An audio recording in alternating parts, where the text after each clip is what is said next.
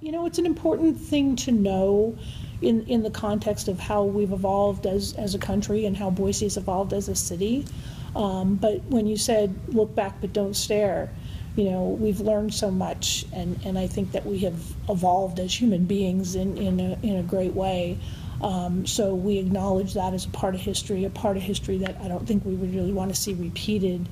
Kind of internalize that lesson, but move on. This is a community that really looks out for each other and its citizens, and you know, I've experienced a few events in my time here that have been events that have been some kind of tragic. I mean, whether it's you know, a governmental failure or police shootings or things that it resonates with everybody in the community. And yet Boise has an amazing way of coming together and trying to figure out what the lessons are from those events, how to prevent them from happening again, and then thankfully, once those lessons are mined, moving past them. And I think that's important.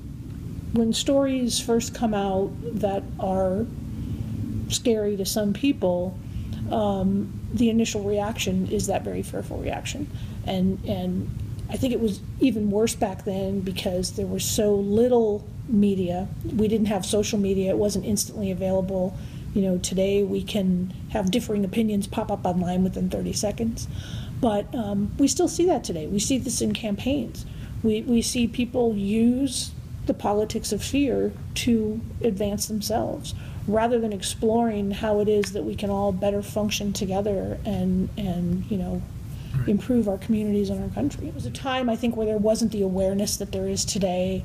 That it was not a topic that was discussed in a lot of families. People just didn't talk about things the way that they do today, and so it was unknown. Therefore, it was scary. And I think that there was a lot in that time with the McCarthy era that was the same focus of just be afraid. There's this threat out there and you need to be afraid.